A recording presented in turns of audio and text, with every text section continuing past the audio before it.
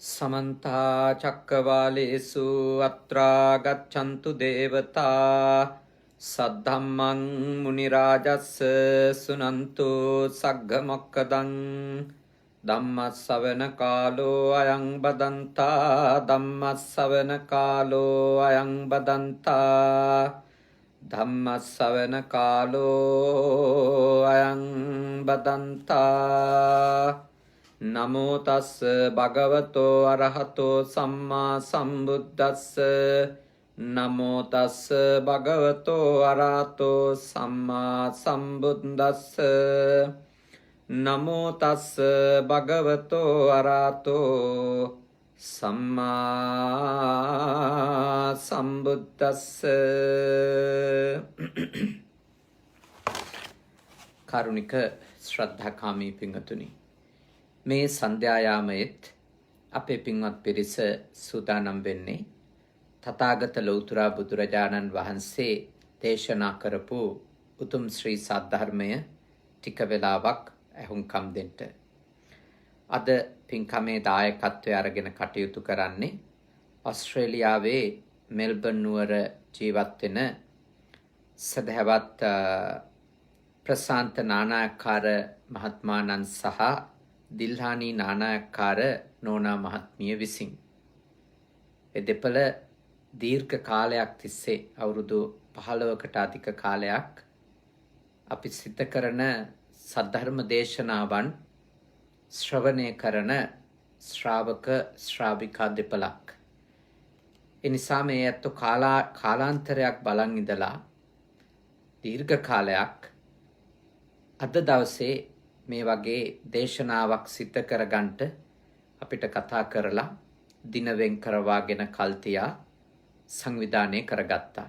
පින්කමේ අරමුණු අතර තියෙන්නේ සේසෙන්ම 19 වන දින අද දේශනාවේදී නොවැම්බර් මාසේ 27 වෙනිදා 13 වන ජන්මදිනය සමරන නිසිනි නුදාරා දුවට, ඒ වගේම 50 වන ජන්මදිනයට පැමිණෙන ප්‍රශාන්ත නානායක්කාර මහත්මයාට වසර 10ට 10 වන ජන්මදිනය අසිනී රෙහාරාදුවගේ, 7 වන ජන්මදිනය රිෂිනි යනාරාදුවගේ මෙයට ආශිර්වාද කරන්නත්, ඒ වගේම ප්‍රශාන්ත මහත්මයාගේ ආදරණීය අම්මා මේ මාසේ 16 වෙනිදා 89 වෙනි ජන්මදිනය සැමරුවා.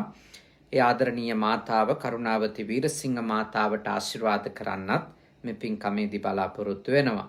ඒ වගේම දිල්හානි නානායක්කාර මහත්මියගේ මව්පිය දෙපළම අභාවයට පත් වෙලා මල්ලිකා ප්‍රේමරත්න මහත්මියත්, ඒ වගේම ජේ චන්ද්‍රදාස පියාණන් වහන්සේත් ඒ අයට පින් දෙන්නටත්, ඒ වගේම අභාවයටපත් ගුණපාල නානායක්කාර ප්‍රශාන්ත මහත්මයාගේ තාත්තට පින් අනුමෝදන් කරන්නටත් අපට සහ ඔබ හැම දෙනාටම ආශිර්වාද කරන්නටත් තමයි අද ඒ දෙපළ බොහොම ශ්‍රද්ධාවෙන් මේ ධර්ම දානමය පින්කම සිද්ධ කරන්නේ. ආරණිකේතන භික්ෂු පුහුණු මධ්‍යස්ථානයේ වැඩ වාසය කරන පූජනීය ස්වාමින් වහන්සේලාට උදෑසන සහ දහවල දානය සඳහා ශ්‍රද්ධාවෙන් දායකත්වයේ දරලා ඒ පින් කුසලුත් දෙවියන්ට මියගිය ඥාතීන්ට අනුමෝදන් කරලා ධර්ම දානයක් ලබා දීලා ඔබ වෙනුවෙන් සූදානම් වෙන්නේ ඒ පින කුසලයත් තමන් නමින් මියගිය ඥාතීන්ට, මව්පියන් ඇතුළු ඥාතීන්ට පින් දෙන්න, ඒ වගේම ජන්මදින සමරන ඒ ඉහත නම් සඳහන් කරපු දූ දරුවන් ඇතුළු ප්‍රශාන්ත මහත්මයා ඇතුළු හැමෝටම ආශිර්වාද සලසා ගන්න. ඉතින් අද මම කතා කරන්නේ ඊටාම වටින ධර්ම මාතෘකාවක්, අංගුත්තර තික නිපාතයේ දැක්වෙන ඇස් නැති එක ඇහැක් ඇති, ඒ වගේම ඇස් දෙකම ඇති. ඇස් දෙකම නොපෙනෙන්නේ කාගේද? එක ඇහැක් පෙනෙන්නේ කාගේද? ඊළඟට ඇස් දෙකම පෙනෙන්නේ කාගේද? අද දේශනාවේදී සාකච්ඡා කරන්නේ ඒක. දැන් ඔබ කලබල විය යුතු නැහැ. මේ අපේ කාගෙත් තිබෙන ඔබ මේ දේශනාව සිද්ධ කරන රූපරාමු දිහා බලන් ඉන්න ඇස් දෙක ගැන නෙමෙයි මේ කියලා දෙන්නේ. ඒ ඇස් දෙක උපමා කරගෙන ඒ ඇස් දෙකේ රටාවට ජීවිතය පිළිබඳව භාග්‍යවතුන් වහන්සේ සිද්ධ කරපු ඉතාම වටින ලස්සන සාකච්ඡාවක්. මේක ඉගෙන ගන්න ගොඩාක් දේවල් තියෙනවා. ඒ නිසා මා ඔබට මෙත් සිතින් යෝජනා කරනවා ඉතාම සාවධානව ඔබ මේ සද්ධර්ම දේශනාව බුද්ධ පුතුන් මුහුණ පොතෙන් බුද්ධ පුතුන් YouTube නාලිකාවෙන් ශ්‍රවණය කරන්නට. ඒ වගේම තව පිරිසකට මේ දේශනාව ශ්‍රවණය කරන්නට ඔබට ෂෙයා කරලා දායකත්වයක් ඒ අයටත් මේ දේශනාව ශ්‍රවණය කරන්නට අවශ්‍ය කරන පසුබිම සලසා දෙන්නට පුළුවන්.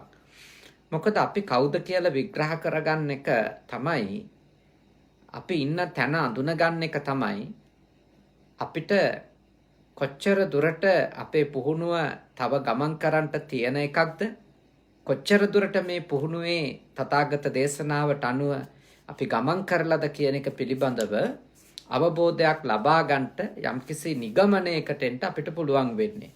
ඒකයි මේ වගේ දේශනා හරිම ප්‍රයෝජනවත් වෙන්නේ.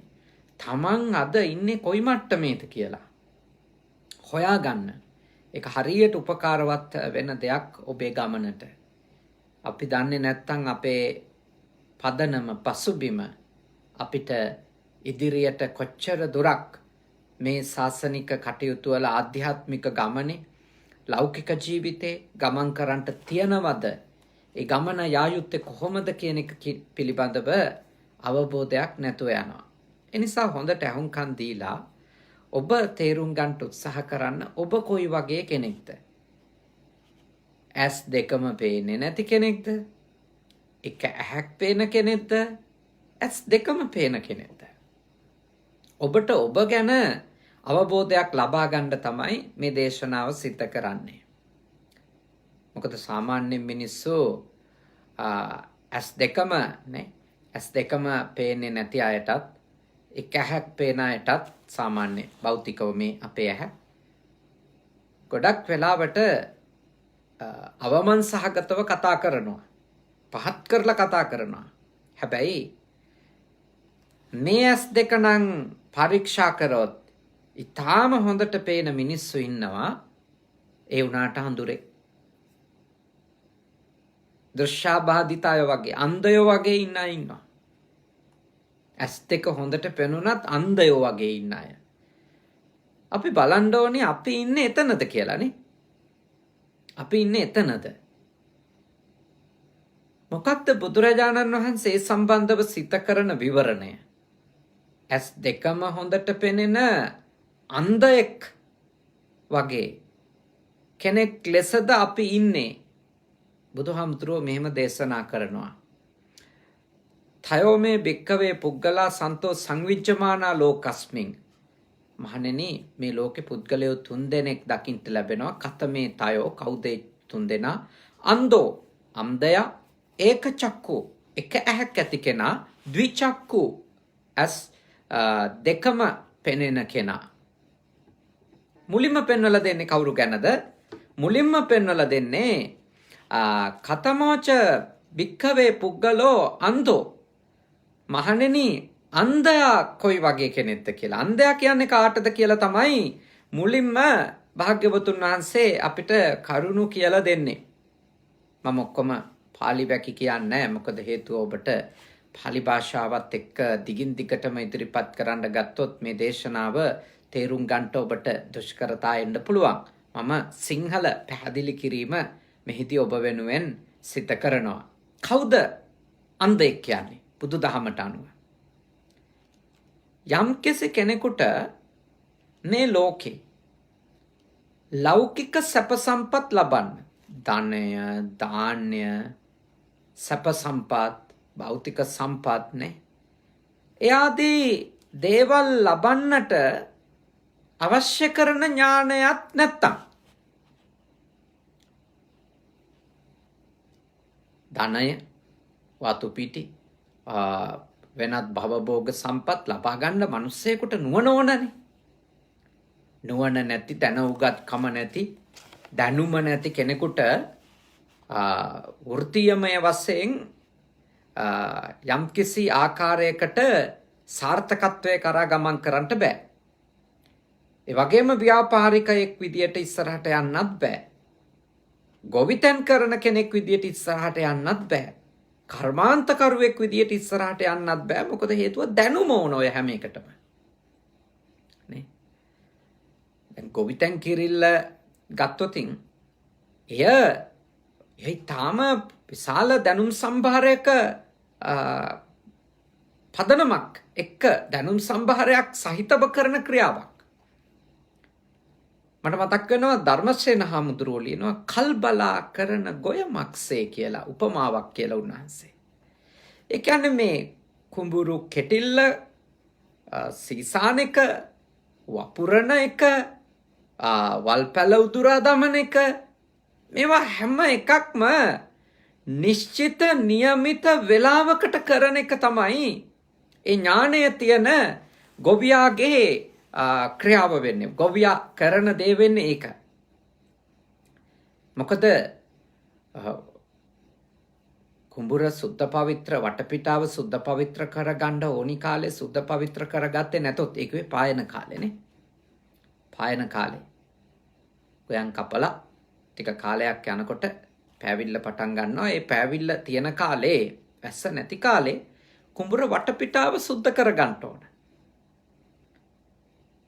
ඒ පිළිබඳව දැනුම නැති එක්කෙනා මොකද කරන්නේ? එයා ඊළඟ වැහිවාරේ එන්න කිට්ටුවම පටන් ගන්නවා.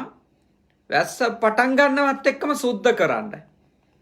ඉතින් ඒක කල්බලා කරන දෙයක් නෙමෙයි.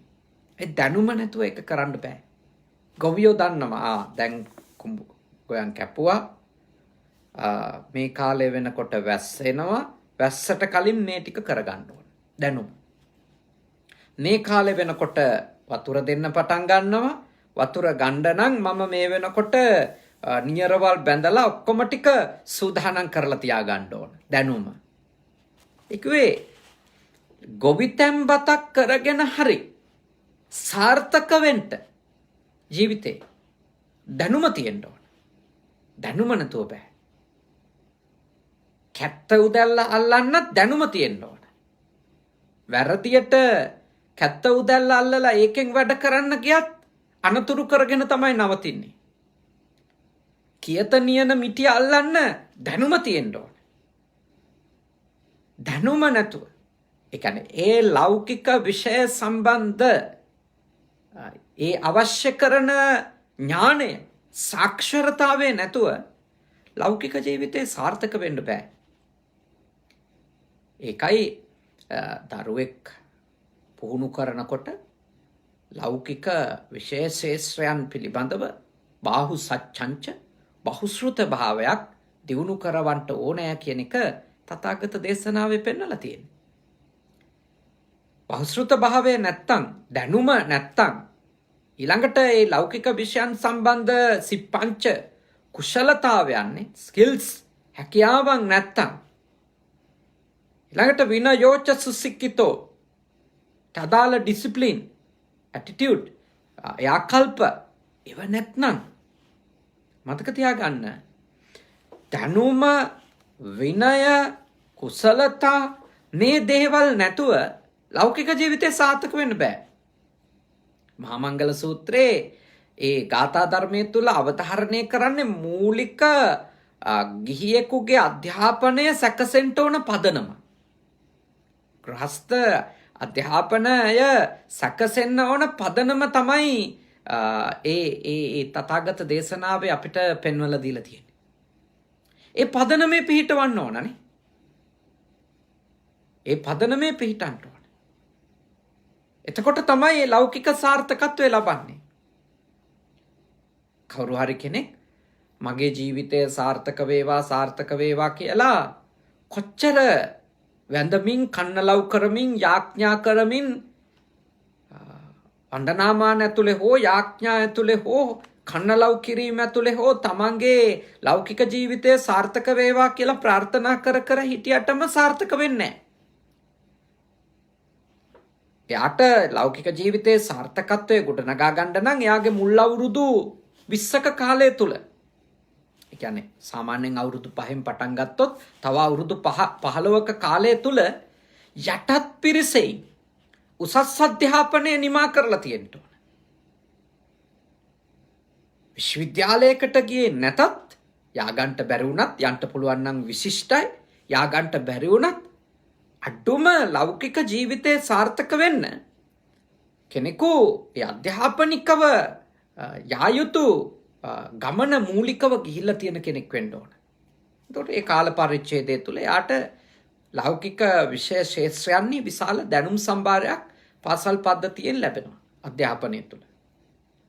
ඊළඟට ඒත් එක්කම යාගේ කුසලතා ස්මතු කරලා ඒවා තව මේ බල සම්පන්න කරනවා. ඒවයි තව බොහොම හැකියාවන් නැති කෙනෙකු බවට පත් කරනවා. ඒත් එක්කම වෙලාවට ඉස්කෝලේට යන එක, වෙලාවට පාඩම් පටන් ගන්න එක, වෙලාවට පාඩම ඉවර කරන එක, ඒ අදාළ පැවරුම් හරියට නිම කරන විනය හදනවානේ.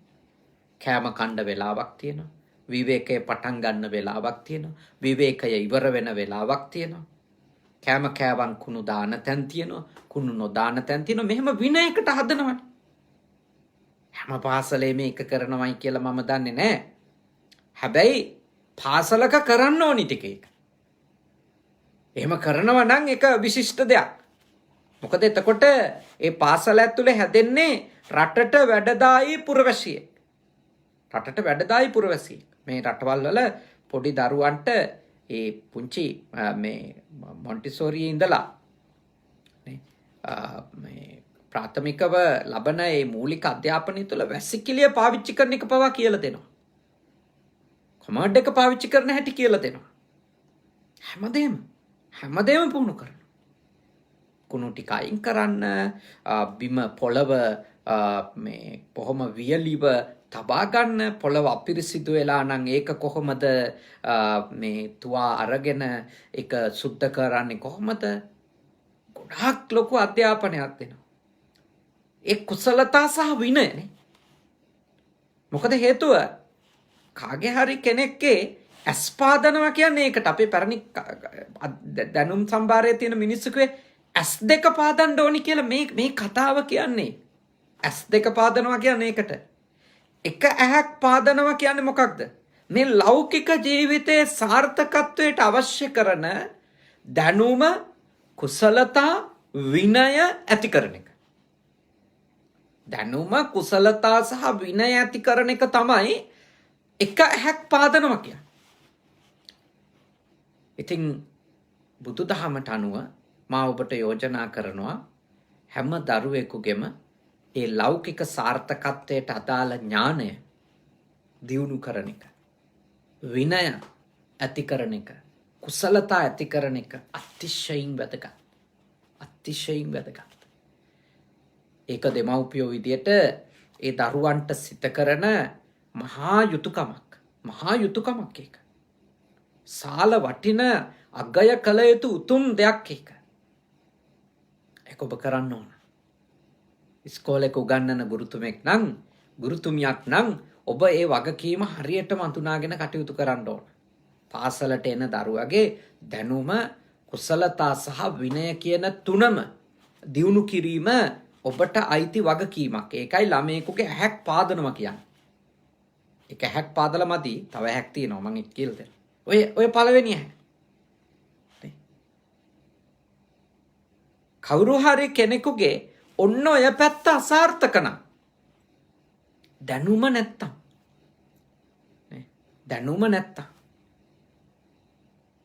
විධිමත්ව ලබාගත්ත හෝ අවිධිමත්ව ලබාගත්ත දැනුම් පද්ධතියක් නැත්තම් කෙනෙකුට යම් විෂයන් ගැන, තමන් කරන දේ ගැන දැනුම නැත්තම්,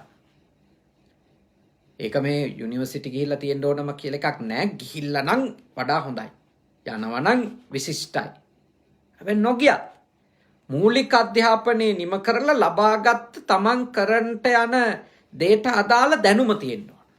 ඊළඟට හැකියාව දියුණු කරගන්න ඕනනේ. හැකියාව, කුසලතා දියුණු කරන්න ඕනේ. ඒ කොටසත් ඇති කරන්න ඕන. ඒක අත්‍යවශ්‍ය දෙයක්. ඊළඟට වැදගත් දේ තමයි විනය දියුණු කරන එක. ඒක වගකීමක්.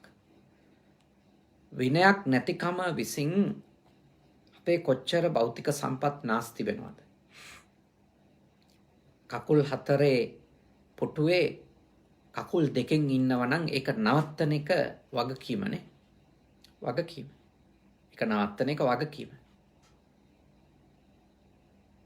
උස්සලා ගන්න ඕන මේසේ ඇදගෙන යනව නම් ඒක නවත්තන එක වගකීම. ඒ විනය හදන්න ඕන. මොකද ඒ හැම ඩෙස්ක් එකක්ම හැම පුටුවක්ම රටේම මහජනයාගේ ගත්ත බදු මුදල් වලින් හදලා දීපුවා. දේශපාලඥයින්ගේ ගෙවල් වලින් ගෙනල්ලා හදලා දීපුවා නෙමෙයි. දේශපාලඥයින්ගේ මුදල් පසුම්බියෙන් මුදල් දාලා හදලා දීපුවා නෙමෙයි. ඒවා දෙන දවසට විවෘත කරන්න ඔය ආවට ඒ හැම සපයක්ම මහජනයාගේ සල්ලි. ඔබෙන් ගත්ත බදු මුදල්. එක්ක ඔබ ලෝකෙට ණය ගෙවනවා. ඒ ණය වලින් හදලා දීපුවා. ඒ නිසා අපේ රටේ දරුවට කියලා දෙන්න ඕන. තමන් ඉගෙන ගන්න පාවිච්චි කරන ඩෙස්ක් එක පුටුව පිරිමහ ගන්න. පරිස්සම් කර ගන්න. රැක ගන්න. ඒවා කියලා දෙන්න ඕන. ඒ දැනුම දිය යුතුයි.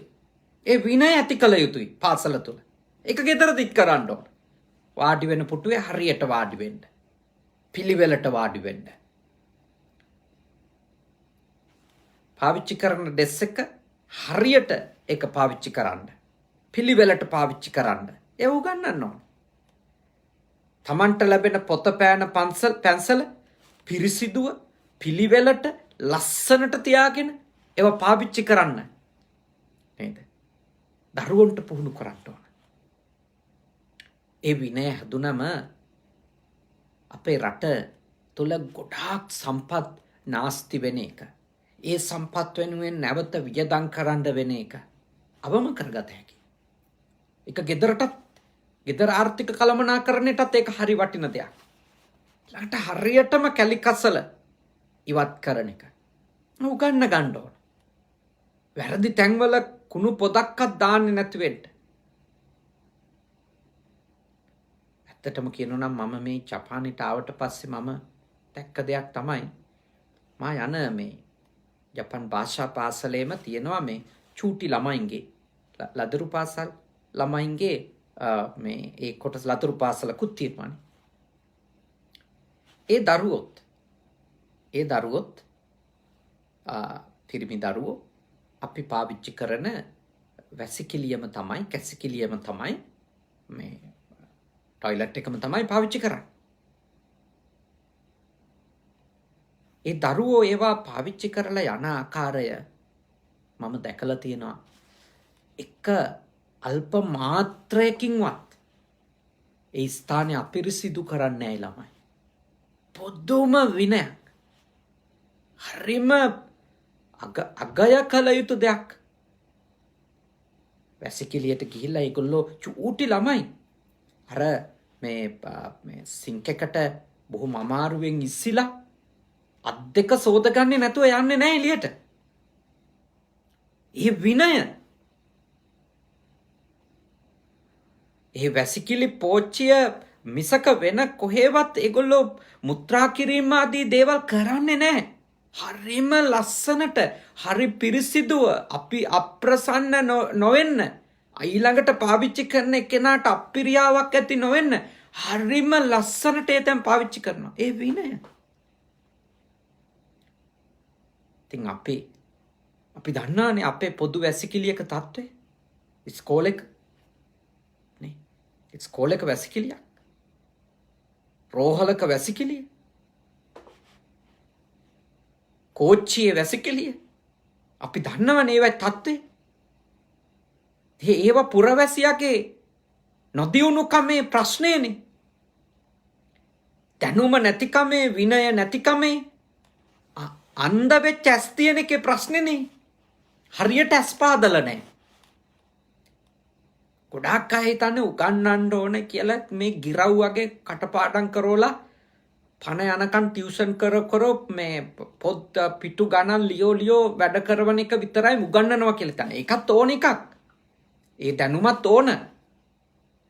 හැබැයි ළමයෙකුගේ වැසිකිලි කැසිකිලි පාවිච්චි කරන හැටි, කුස්සිය පාවිච්චි කරන හැටි, පන්ති කාමරේ පාවිච්චි කරන හැටි, නිදන කාමරේ පාවිච්චි කරන හැටි විනය හදන්න. අපේ රටට හරියන්න පටන් ගන්නවා. ඒ පුහුණුව ලැබුණොත් අපේ රටේ ඉන්න ළමයි නිරෝගී වෙනවා. මේ රටේ බලන්න කෝටි ගාණක් ජනගහනය ඉන්න රටක්. පුදුම ලස්සනට මේ කොරෝනා වසංගතය ඒගොල්ලෝ පාලනය කරන් තියෙනවානේ. මේ දවස්වල දැන් කෝටි මං හිතන්නේ කෝටි 12ක් විතර මේ රටේ ජනගහනය. මම මුලින් හිතුවේ මේ මට කියවන්න ලැබුණු තොරතුරු කෝටි 22ක් කියලා. මම ඒක නැවත පරීක්ෂා කරාම නෑ කෝටි 12ක් ඒ වගේ ගාණක් තමයි අන්තර්ජාලෙ පෙන්වන්නේ මෙහි ජනගහනය කියලා. හැබැයි දවසකට මෙච්චර වසංගතය ලෝකෙ පුරාම දෙවනි තුන්වෙනි හතරවෙනි පස්වෙනි රැලි තියෙනවානේ. ඒත් මේ රටේ ජනගහනයට සාපේක්ෂව පුදුම පාලනයක් තියෙනවා. මේ දවස්වල 300ට 200ට 500ට අඩුවෙන් තමයි පවත්වාගෙන යන්නේ. අපේ රටේ රෝගීන්ගේ වර්ධන වේගය දකිනකොට මම දකින්නේ අවිනය ප්‍රශ්නේනේ.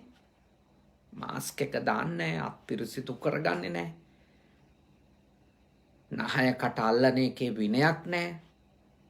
ඒ අවිනය ගොඩක් බලපානවනේ. අවිනය ගොඩක් බලපානවා අපේ ජීවිත ගොඩක් අවුල් වෙන්න. ඒ නිසා මම ඔබට යෝජනා කරනවා ඇහැ පාදන්න. ලෞකික ජීවිතේ සාර්ථක වෙන්න. ඒ ඇහැ පාදන්න ඕන. ඒ ඇහැ හරියට පෑදුනේ නැතොත් ඒක ඇහැක් අන්ධයි. ලෞකික ජීවිතේ හරියට ජීවත් වෙන හැටි දන්නේ නැත්නම් අන්ධයි. ඒක ඇහැක් අන්ධයි. ඊළඟට ඒගොල්ලෝ වයසින් වැඩිහිටියෝ වෙන්න තව විවාහය ගැන ඒගොල්ලොන්ගේ ගෑනු ළමයෙක්ගේ වෙනස්කම්, පිරිමි ළමයෙක්ගේ වෙනස්කම්, ඒගොල්ලොන්ගේ ශාරීරික වගේම මානසිකව ඇති වෙන ප්‍රවණතා මේවා ගැන ළමයින්ට දැනුම දෙන්න ඕන. ඊට අදාළ විනය පවත්ව ගන්න උගන්න ඕන. හැමදේම ඒ දැනුමත් ඒ විනයත් ඒ වගේම හොඳ කුසලතා තියෙනනේ. හොඳ කුසලතා තියෙන කෙනෙකු බවට, හැකියාවන් තියෙන කෙනෙකු බවට අපේ දරුවෝ පත් කරන්න ඕනේ. එහෙම නැති වුණොත් වෙන්නේ මේ දැනුම නැති, විනයක් නැති, ප්‍රඥාවක්, හැකියාවක් ඒව නැති මිනිස්සු වහල්ලු කරන එක ලේසි. අපේ රටේ අපි දකින වහල් සංස්කෘතිය තියෙන්නේ ඒ නොදැනුවත් මිනිසාගේ ගතිය තමයි වහලෙක් වෙලා යැපෙන එක. නිදහස් සිතුවිලි නැහැ. නිදහසේ හරි වැරදි දකින්න බෑ. නිදහසේ හොඳ නරක දකින්න බෑ. නිදහසේ යුක්තිය අයුක්තිය දකින්න බෑ. නිදහසේ ධර්මය අධර්මය දකින්න බෑ. නිදහසේ නීතිය අවනීතිය අඳුර ගන්න බෑ. ඇයි? නොදැනුවත් මිනිසා වහලෙක්. නොදැනුවත් මිනිසා වහලෙක්. ඒකයි ප්‍රශ්නේ. මිනිස්සු දැනුවත් වෙනකොට මිනිස්සු නිදහස්. මිනිස්සු හිතන්න පටන් ගන්නවා. මිනිස්සු දේවල් කල්පනා කරන්න පටන් ගන්නවා. ද බුද්ධිමත් වෙන්න. ඔබට ඕන යහපත් සමාජයක් නම් ඒ ඇහැ පාදන්න ඕන. ඒ ඇහැ පාදන්න ඕන. ඒක අත්‍යවශ්‍යයි. ඊළඟ ඇහැ කොහොමද අන්ධ වෙන්නේ? ඊළඟ ඇහැ කොහොමද අන්ධ වෙන්නේ? දැන් ඔය පළවෙනි ඇහැ අන්ධ වෙන හැටි තමයි මම කිව්වේ. කියන්නේ ලෞකික පක්ෂයේ ඇහැ අන්ධ වීම. ඊළඟට ලෝකෝත්තර පක්ෂයනේ. දැන් සමහර කෙනෙක් ඉන්නවා කුසල් දන්නෙත් නැහැ, අකුසල් දන්නෙත් නැහැ. ඒක දැනගන්න ඕන කමකුත් නැහැ. කුසලයේ දන්නෙත් නැහැ, අකුසලයේ දන්නෙත් නැහැ. කුසලයේ අකුසලයේ දැනගන්න ඕන කමකුත් නැහැ. කළු ධර්ම දන්නෙත් නැහැ, සුදු ධර්ම දන්නෙත් නැහැ. කළු ධර්ම සුදු ධර්ම මොනවද කියලා දැනගන්න ඕන කමකුත් නැහැ. පින ගැන දන්නෙත් නැහැ, පව ගැන දන්නෙත් නැහැ. ඒක ගැන දැනගන්න ඕන කමකුත් නැහැ. අනිත් ඇහත් අන්ධයිනේ. අනිත් ඇහත් අන්ධයි යාගේ. ඒකවේ යාගේ ආධ්‍යාත්මික පැත්තට අවශ්‍ය කරන දැනුම යාට ලැබිලා නැහැ. එතකොට අපේ දරුවෙක් බහුශ්‍රෘතව, කුසලතා පරිපූර්ණව, විනය ගරුකව හදන ගමම්ම ඊළඟ පැත්ත දියුණු කරන්න ඕන. මොකද සබ්බපාපස්සකරණම්. අපේ පුරවැසියා පවට අකුසලයට බය, පව් අකුසල් නොකරන, අකුසල ධර්මයන්හි සමාදන් නොවෙන, අකුසල ධර්මය පාපය පිළිකුල් කරන ප්‍රතික්ෂේප කරන කෙනෙකු බවට පත් කරන්න ඕන. ඊළඟට කුසලය, පින, යහපත සමාදන් වෙන, ඒ තුල යෙදෙන, එය වඩන කෙනෙකු බවට පත් කරගන්න ඕන. ඊළඟට ප්‍රඥාවනේ, ලෝකය පිළිබඳව යථාර්ථය අවබෝධ කරගන්නට වීරය කරන, යථාර්ථය අවබෝධ කරගත්ත කෙනෙකු බවට දරුවා පත් කරන්නට අපි අපේ ජීවිතයේ අපි මඟ පෙන්වන පිරිස වෙනුවෙන් අපි සිද්ධ කරන්න ඕන යුතුයකමක්. මොකද හේතුව දරුවෙකුගේ ලෞකික පැත්ත විතරක් හැදුනොත් එයාගේ පේන්නේ කැහැයිනේ. ඒක චක්කු වෙනවා. ලෞකික පැත්ත තියෙනවා. ඒක චක්කු වෙනවා. එතකොට ද්විචක්කු වෙන්නේ කනේ ඇස් දෙකම පේන මිනිස්සෙක් වෙන්නේ කොහොමද? ලෞකික පැත්තත් ආධ්‍යාත්මික පැත්තත් කියන දෙපැත්තම සමබර කරගත්තොත්. දැන් ඔය ලෞකික පැත්ත දියුණු කරගෙන යන ගමම්ම තමයි ආධ්‍යාත්මික පැත්ත, ගුණධර්ම පැත්තත් හදන්න ඕන. නැත්තම් වෙන්නේ මෙහෙමයි. දැන් දැනුම එනවා, ළඟට හොඳ කුසලතා ඇති වෙනවා. එතකොට යා පව් පින් දන්නේ නැත්තම්, හොඳ නරක දන්නේ නැත්තම්, කළු වැඩ සුදු වැඩ මොනවද කියලා දන්නේ නැත්තම්, කළු කර්ම සුදු කර්ම, ගුණය සහ දුර්ගුණය මොකද්ද කියලා දන්නේ නැත්තම්, සද්ධර්මය අසද්ධර්මය මොකද්ද කියලා දන්නේ නැත්තම් මොකද වෙන්න පුළුවන්? එයාගේ අර ලෞකික දැනුම එයා පාවිච්චි කරන්න පුළුවන් සම්පූර්ණයෙන්ම සමාජයටත් අයහපතක් වෙන, තමන්ටත් අයහපතක් වෙන, මේ ලෝකයත් මහා විනාශකාරී තැනක් බවට පත් කරන තත්ත්වයට එයාගේ දැනුම පාවිච්චි කරන්න පුළුවන්. මොකද එයාගේ දැනුම එයාව ඕන දිහාවකට අරන් යන්න පුළුවන්. දැනුම තියෙන මනුස්සයාට යන්න පුළුවන් දුර සුළුපටු නෑනේ. සුළුපටු නෑ. විශාල දුරක් දැනුම ඇතුලේ යනවා. අර නිකන් නෙවෙයි කියන්නේ දැනුම බලය වේ කියලා. බලයක් ලැබෙනවා ඇත්තටම දැනුම තියෙනකොට. ඉතින් එතකොට මේ දැනුම කියන ඒ බලය, ඒ ශක්තිය කෙනෙකුගේ තියෙන එක වැරදියට පාවිච්චි වෙන්න පටන් ගනී. අයහපත් දෙයට පාවිච්චි වෙන්න පටන් ගනී. ලෝකයේ සහ සමාජයේ සහ ඒ පුද්ගලයාගේ පරිහානියට පාවිච්චි වෙන්න පටන් ගනී. එයා පින පව දන්නේ නැත්තම්, එයා හොඳ නරක දන්නේ නැත්තම්, එයා කුසලය දන්නේ නැත්තම්, එයා යහපත් දේ අයහපත් දේ දන්නේ නැත්තම්, සද්ධර්මය අසද්ධර්මය දන්නේ නැත්තම්, එතකොට සම්පූර්ණයෙන් විනාශ වෙයි. දැන් සමහරු නම් ඉන්නවා ඔය පැත්ත දන්නෙත් නෑ, අනිත් පැත්ත දන්නෙත් නෑනේ. ඒගොල්ලෝ තමයි ඇස් දෙකම පේන්නේ නැති අය කියන්නේ. ලෞකික ජීවිතේ පැත්ත දන්නෙත් නෑ, ආධ්‍යාත්මික ජීවිතේ පැත්ත දන්නෙත් නෑ.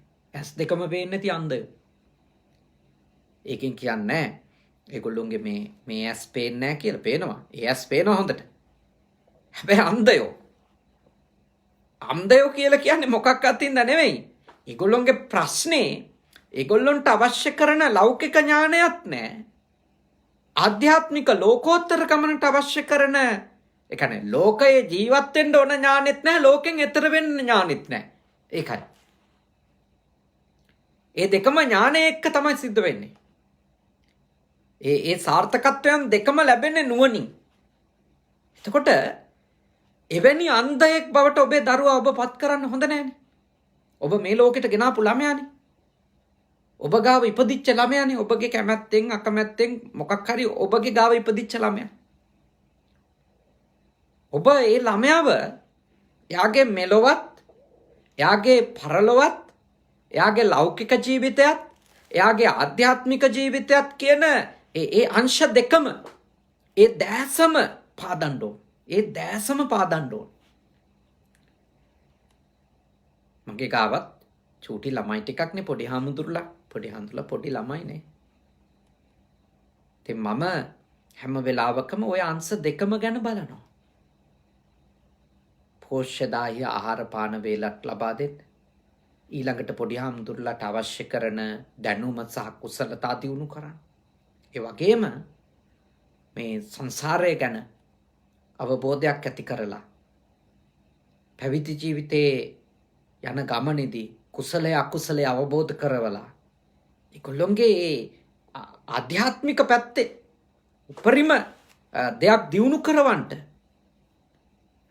මගේ පුහුණු මධ්‍යස්ථානයේ මූලික අරමුණු අතර අපි සැලසුම් කරලා තියෙන හිමයි. අපේ ශිෂ්‍යයෝ ඒ විදිහට තමයි ඒ ස්ථානයේ පරිපාලන කටයුතු කරද්දී දාර්ශනික පදනම. මොකද එහෙම පදනමක් නැති වුණොත් වෙන්නේ අර්ධ පෞරුෂයක් තියෙන කෙනෙක් බිහි වෙන එක. එක හැක් පේන මිනිස්සේ හොඳ උගත් හාමුදුරුවලා ඉන්න ඒත් ඒගොල්ලොන්ට පව පින ගැන අවබෝධයක් නැත්තම්, කුසලයේ ගැන අවබෝධයක් නැත්තම්, විශ්වාසයක් නැත්තම්, හොඳක් නරකක් පිළිගන්නේ නැත්තම්, විනය අවිනය දන්නේ නැත්තම්, සද්ධර්මය අසද්ධර්මය දන්නේ නැත්තම්, එතකොට මේ සායනහන්සට කොච්චර උපාධි ගන්නක් තිබුණත් ඒකෙන් ශාසනයටත් අවමානයක් කරලා සමහර විට උන්වහන්සේටත් හානියක් කරගන්න පුළුවන් නේ. ඉන්නේ යන්ස දෙකම දිනු කරනවා. දැන උගත්කම ඕන. දැන උගත්කම ඉතින් ලොකු වත්කමක්නේ. ඒ වත්කම ඕන. අපේ ළමයින්ට ගෙවල් වල හැදෙන වැඩන ඒක ඕන. වැඩිහිටියන්ට වැඩිහිටි පැවිද්දෝ වෙච්ච අපිට මේ අංශ දෙකම අපේ දිනු වෙන්න ඉපේ. මගේ දැනුම දිනු වුණාට විතරක් මදිනේ. මගේ පිනපව පිළිබඳව ශ්‍රද්ධාව, හොඳ නරක පිළිබඳව ශ්‍රද්ධාව, මෙලොව පරලොව පිළිබඳව ශ්‍රද්ධාව, ඊට අදාළ ඥානය, මේ සසරේ තියෙන භයානකකම ගැන ඥානය, සසරෙන් එතර වෙන්න තියෙන මඟ පිළිබඳව ඥානය, කුසලයේ පිළිබඳව ඥානය, අකුසලයේ පිළිබඳව ඥානය මා තුළ දියුණු වෙන්න ඕනනේ. ඒව දියුණු වුණොතින් මට සාමාන්‍ය විෂයන් ගැන, භාෂාවන් ගැන වේවා වෙනත් විෂයන් ගැන තියෙන දැනුමෙන් මට මේ ලෝක ජීවිතයට සහ සමාජයට මගෙන් සේවාවක් කරන්නට උදව් වෙනවා වගේමයි මා අර ආධ්‍යාත්මික පැත්තෙන් ලබා ගනු ලබන ඥානය මගේ නිවීම පිණිස, මගේ සැනසීම පිණිස, මගේ මේ භව ගමන නිමා කිරීම පිණිස උදව්වක් වෙනවා. උපකාරයක් වෙනවා. එනිසා මා ඔබට මෙත්සිතින් යෝජනා කරනවා, ඒ කියන්නේ දැනුම තියෙන අපරාධකරුවෙක් බිහි වුණොත්, දැනුම තියෙන අපරාධකරුවෙක් බිහි වුණොත් ඒක හරි භයානක තත්වයක්, අවාසනාවන්ත තත්වයක්. ඒක එක හැක් විතරක් පෑදුවොත් වෙන්නේ දැනුම තියෙන අපරාධකරුවෙක් වෙනවා. දැනුම තියෙන සමාජ වෙශනකාරී හැසිරීම් සහිත කෙනෙකු වෙනවා. එහෙනම් ඔබ එතෙන්ට ඔබේ දරුවවත්, ඔබේ සමාජයවත්, ඔබවත් පත්වන්නට ඉඩ නොදිය යුතුයි. ඇස් දෙකම පේන්නේ නැති අන්ධයෝ බවට පත් කරන්නත් හොඳ නැහැ. එක හැක් පේන මිනිස්සෙක් බවට අපි පත් වෙන්න හොඳත් නැහැ. අපි එක්ක ඉන්න අය පත් කරන්න හොඳත් නැහැ. දැසම අන්ධයෝ සහ එක ඇහැක්නේ, එක ඇහැක් පේන කෙනෙකු බවට අපේ දරුවෝ සහ අනිකුත් පිරිස පත් නොකරන්නට අපේ වගකීමක් තියෙනවා. ඒක අපි කළ යුතු දෙයක් අවබෝධයෙන්. ඔබට පුළුවන් මේ දේ කරන්න. ඔබට ඔබේ ඊළඟ පරම්පරාව වෙනුවෙන්, ඔබ වෙනුවෙන් ඒ ටික කරගන්න කියලා තමයි මේ දේශනාවේදී මෙත්සිතින් යෝජනා කරන්නේ. ඒ කරගත්තොත් ඔබට මහා සුවපත් හැඟීමක් දැනෙන්න පටන් ගනී. මම මගේ දරුවන්ගේ ඇස් දෙකම පාදපු අම්මා කෙනෙක්, ඇස් දෙකම පාදපු තාත්තා කෙනෙක්. මම ලෞකික පැත්තේ ඥානයත් ලබා දුන්නා. ආධ්‍යාත්මික පැත්තේ ඥානය, ආදර්ශය, කුසලතාවය, විනය ඒ ටිකත් හැදුවා කියලා. කොච්චර සතුට වෙන්න පුළුවන්ද? කොච්චර සතුට වෙන්න පුළුවන්ද? ඔබට මහා සැනසෙල්ලක් දැනේ ඔබගේ සන්ධ්‍යා යාමේ. ඔබ හදලා තියෙන ඇස් දෙකම පේන ළමයෙක් නිසා. ඔබ දකින්න ඔය ඇස් දෙකම පේන ළමයා ඔබ ගොඩනගපු එයා ජීවිතයේ සමබරව පවත්වගෙන යන හැටි. අන්තගාමී නොවි වැඩ කරන හැටි ඔබ දකිනවා. ඔබේ සන්ධ්‍යා සමයේදී ඔබ ලොකු මහත් කරපු ළමයා දිහා බලන් ඉන්නකොට ඔබට පේනවා ඒ දරුවෝ ජීවිතයේ ලෞකික පැත්තත් ආධ්‍යාත්මික පැත්තත් සමබර කරගන්න හැටි. ව්‍යාපාරිකයෙක් විදියට දියුණු වෙද්දිම එහි වංචනිකයෙක් නොවී ඉන්න හැටිනේ. තුලා කූට මාන කූට කංශ කූට හොරට කිරන්නේ හොරට මිනන්නේ මනින්නේ නැතුව වැදගත් විදියට තමන්ට ලාභයක් තියාගන්න එක ප්‍රකට කරලා තමන් ලාභ ලබමින් හැබැයි අධාර්මික නොවි තමන් ගන්න මුදලට සාධාරණ දෙයක් මිනිස්සුන්ට දීලා යහපත්ව ජීවත් වෙන මිනිස්සෙක් ඔබගේ ඇස් දෙකින් දකින්න නම් ඔබ පොඩි කාලේ ඉඳලා ළමයාගේ ඇස් දෙකම පාදන්න ඕන. එක හැක් පාදලා මදි. දැනුම විතරක් දුන්නොත් අනිවාර්යෙන්ම ඔබගේ ඇස් දෙකටම පෙනෙයි ඔහු වංචනිකයෙක් වෙන හැටි. ඇය වංචනිකයෙක් වෙන හැටි. හොරෙක් හෙරක් වෙන හැටි. කපටියෙක් වෙන හැටි. සූරාකන්නෙක් වෙන හැටි. මම්පහරන්නෙක් වෙන හැටි. ඔබගේ ඇස් දෙකටම දකි ඔබ. මොකද ඔබ පාදලා තියෙනවා එක හැක්. ඇස් දෙකම නෙමෙයි. ඇස් දෙකම පාදන්න. ලෞකික පැත්තේ දරුවගේ ජීවිතය ඉස්සරහට ගෙනියන ගමම්ම ලෝකෝත්තර පැත්තෙත් ඔබේ දරුවා ඉස්සරහට ගෙනියන්න ආධ්‍යාත්මික පැත්තෙත්. එතකොට මේ ලෝකෙට ලස්සන මිනිස්සෙක්, ඵලදායි මිනිස්සෙක්, යහපත් මිනිස්සෙක් අනිවාර්යෙන්ම නිර්මාණය කරගන්නට ඔබ දායක වුණා වෙනවා. ඔබට සතුටින් මිය යන්න පුළුවන්. ඔබ සමාජ වෙනුවෙන් අනෙක් අය වෙනුවෙන් හරි කෙනෙක් නිර්මාණය කළා. හරි දරුවෝ හැදුවා. ඉතින් ඔබ මේ தත්ත්වය හරියටම තේරුම් අරන් දැසම පෙනෙන කෙනෙක් බවට ඔබත් පත් වෙමින් දැසම කෙනෙක් පෙනෙන අය බවට ඔබේ සමීපතමයිනුත් පත් කරගන්න උත්සාහ කරා. ඔබත් පත් වෙන්න ඕන ඔබේ සමීපතමයිනුත් දැසම පෙනෙන තත්වයට පත් කරගන්න ඕන. දැසම පෙනෙන තත්වයට පත් කරගන්න ඕන. මොකද ගෙදර එක්කෙනෙක්ගේ විතරක් දැසම පෙනුනට ගෙදර ඉන්න බහුතරයකගේ පේන්නේ එක ඇහැයි නම් අත වශයෙන්ම ඒක හරි අවාසනාවන්ත තත්වයක්. මොකද අර දැසම පේන එක්කෙනාටත් හරි දුෂ්කරයි පවතින්න එතකොට. ගෙදර ඉන්න සියලු දෙනාම දැසම පෙනෙන හොන්තට ඇස් දෙකම පේන අය බවට පත් කරගන්නට අපි නුවණින් වැඩ කරන්න ඕන. අම්මත් තාත්තත් දරු මල්ලොත් අත්තම්මා සීයත් කවුරුත්. මොකද අන්ධයන්ගේ ප්‍රමාණය සහ එක ඇහැක් පේන අයගේ ප්‍රමාණය වැඩි වුණොත් ඒ ගෙදරත් ඉවරයි. එවැනි ගෙවල් වලින් යුක්ත ගමත් ඉවරයි. එවැනි ගම් වලින් යුක්ත රටත් ඉවරයි. දැසම පේන සමාජයක තමයි අපිට සතුටින් කියන්න පුළුවන් ඒ සමාජය දියුණු වෙන්නේ ධාර්මිකවයි කියලා. ඒ සමාජයේ තියෙන ගති පැවතුම් වල තියෙන්නේ යහපත් බවයි කියලා කියන්න පුළුවන්. දියුණුව ඕන. දියුණුව ප්‍රතික්ෂේප කළා නෑ මෙතන. ලෞකික සාර්ථකත්වය ප්‍රතික්ෂේප කළා නෑ. හැබැයි කියලා දෙන්නේ ආධ්‍යාත්මය විනාශ කරගන්නේ නැතුව, ආධ්‍යාත්මිකව පරිහානියට යන්නේ නැතුව, පිරිහෙන්නේ නැතුව කොහොමද ඔබ ලෞකික ගමන යන්නේ කියලා තමයි මේ දේශනාවේ අපේ බුදුහාමුදුරුවෝ අපිට කියලා දීලා තියෙන්නේ. මේක හරි වටින මඟ පෙන්වීමක්. හරිම වටින මඟ පෙන්වීමක්. ඔබට පුළුවන් නේ. ඔබට පුළුවන් මේ දේශනාව පුහුණු කරගන්න. දැන්ට එක ඇහක් පේනවා නම් අනිත් ඇහත් පේන තත්ත්වයටපත් කරගමු.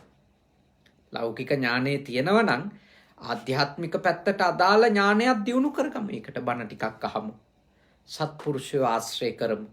ධර්ම සාකච්ඡාවක් කරන වෙලාවට සම්බන්ධ වෙමු. ඒ අහන දේවල් හොඳට කල්පනා කරමු. හොඳට තේරුම් ගන්න උත්සාහ කරමු. ඒවා ටික ටික පුහුණු වෙමු. එතකොට අර ලෞකික ඇහැ ලෞකික ඥානය දියුණු වෙලා තියෙනවා වගේ ඊටම ඉක්මනින් ඔබගේ ආධ්‍යාත්මික ලෝකෝත්තර ගමනට අවශ්‍ය කරන ඥානයක් දියුණු වෙනවා. දැන්ට ඔබේ ගිහියෙක් විදියට දියුණු වෙලා තියෙන ලෝකෝත්තර ඥානය විතර නම් ඒකෙන් ගිහි ගෙදර ඉන්න බෑනේ. ගිහි ගෙදර ජීවත් වෙන්න නම් ගෘහස්ත ජීවිතයට අවශ්‍ය කරන ලෞකික ඥානයකුත් තියෙනවා. ඒ ඥානය ඉතින් හාමුදුරුවෝලකින් ඉගෙනගෙන වැඩක් නැහැ. ඒ ඥානය ඒ ලෞකික ජීවිතේ ගත කර නැත්තන්ගෙන් ඒ දැනුම හොඳ ප්‍රාමාණිකව ලබාගත හැකි අයගෙන් ඒ ලෞකික ජීවිතයට අදාළ ඥානය ලබා ගන්න. ලෞකික ජීවිතයට අදාළ ඥානය ලබා ගන්න. ඒක අවශ්‍යයි. ඒ මූලාශ්‍රය හරි මූලාශ්‍රය වෙන්න ඕන. හරි මූලාශ්‍රය වෙන්න ඕන.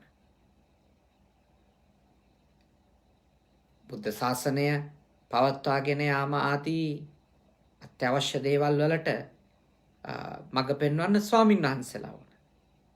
හැබැයි දීවර අමාත්‍යංශය හරි දිකිරීම අමාත්‍යංශය හරි ඒවයි කටයුතු පවත්වාගෙන යන විදිය ගැන හාමුදුරු කෙනෙක් බණ කියන්න ගත්තොත් ඒක විහිළුවක් වෙනවා. හාමුදුරුන්ට ඒක ගැන දැනුම නැහැනේ. ඒකට ඕන ඉංජිනේරු ඕන, ඒ අදාළ ශාස්ත්‍රයේ ගැන ඥානය තියෙන මිනිස්සුනේ ඒකට ඕන. ඒකයි මං කිව්වේ. ලෞකික ජීවිතයේ සාතකත්වයට ඊට අදාළ නේද? ඊට අදාළ දැනුම ලබා ගන්න ඕන. ලෝකෝත්තර ඥානය විතරක් තිබුණට ආධ්‍යාත්මික ගමනට අදාළ ඥානය විතරක් තිබුණට ගිහි ජීවිතේ ගෙවන්න බෑ. එහෙමුණොත් ගිහි ජීවිතේ එක පැත්තක් සම්පූර්ණයෙන්ම අන්ධ වෙලා යනවානේ. අඳුරු වෙලා යනවා. කලුවර වෙලා යනවා. ඊළඟට ඔබගේ ගෙදර අර්බුදයට යනවා. එතෙන්ට වැටෙන්න එපා. කිසිම අම්මා කෙනෙක් එතෙන්ට වැටෙන්න එපා. කියන්නේ ගෙදර පිරිසිදුව පිළිවෙලට ලස්සනට තියාගන්නේ නැතුව, දරුමල්ලන්ගේ කටයුතු ටික හරියට කරන්නේ නැතුව, අපි පැය 24ම බණ අහා හිටියා කියලාවත්, කොච්චර හරි මේ වසංගත නෙමෙයි මොනවා තිබුණත් පොරකකා පන්සලේ ගිහිල්ලා පැය ගණන් හිටියා කියලාවත් එහෙමම සාර්ථක වෙන්නේ නැහනේ. ගෘහ ජීවිතේ කටයුතු කොටසක් තියෙනවනේ අම්මට, තාත්තට, දරුවන්ට. ඒ ඥානය ලබා ගන්න, ඒ කුසලතා ලබා ගන්න, ඒ දැනුම ලබා ගන්න. ඒ පැත්ත ඉස්සරට අරගෙන යන්නනේ. නේද? ඉස්සරහට අරගෙන යන්න මේ පැත්ත. ඒ වගේම ඔබ යතරෙම ආධ්‍යාත්මික ගමනක් යන්න. ওই දෙක පටල ගන්න එපා. ඔය දෙක සමබර කරගන්න. ඔය දෙක සමබර කරගන්න. ගෘහස්ත ජීවිතයේ ඉන්න අතරතුරේම ඒ ආධ්‍යාත්මික ගමනට අවශ්‍ය කරන ඥානයත් ලබා ගන්න. ඉතින් බුදුහාමුදුරුවෝ ඒකයි මේ වගේ උතුම් උපදෙස් ඔබට ලබා දීලා තියෙන්නේ නේ. වටින උපදෙස්. උතුම් ඥානයක් නේ ඔබට මේ ලබා දීලා තියෙන්නේ. ඔබට දෙකම සංවාදනය කරගන්න. ඉතින් ඇස් දෙකම පේන මිනිස්සෙක් මේ ලෝකෙට නිර්මාණය කරගන්නට අද දේශනාවෙන් ඔබට උපකාරයක් ලැබෙන්න ඇති කියලා මා විශ්වාස කරනවා.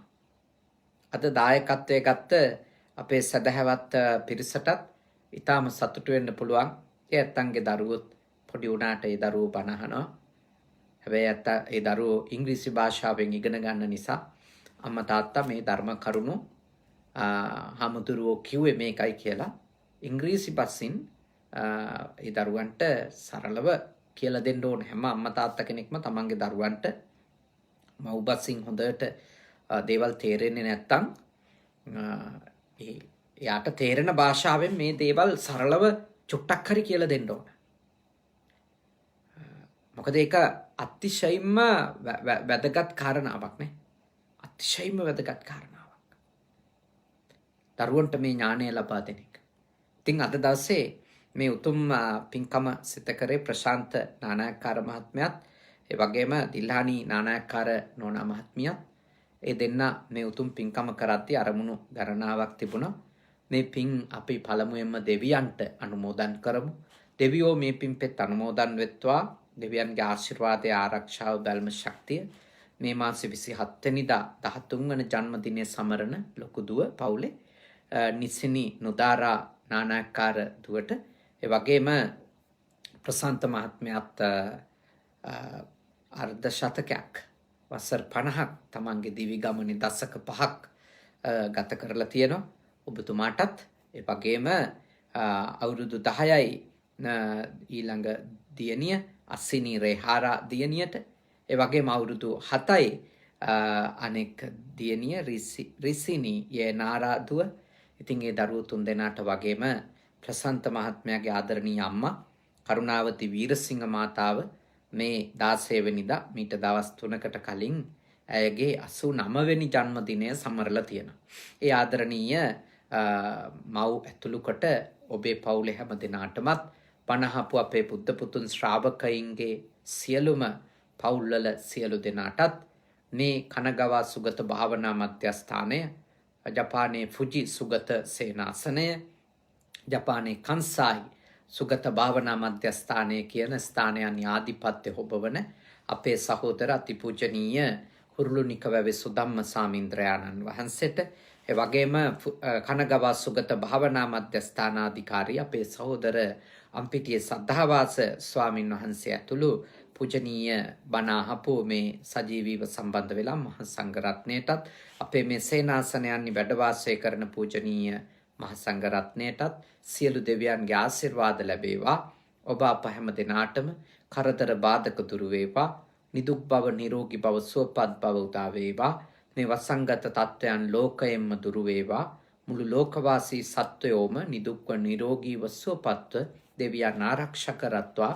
උතුම් දෙවිවරු මේ පින් අනුමෝදන් වී නිවන් දකිත්වා. සාදු සාදු සාදු.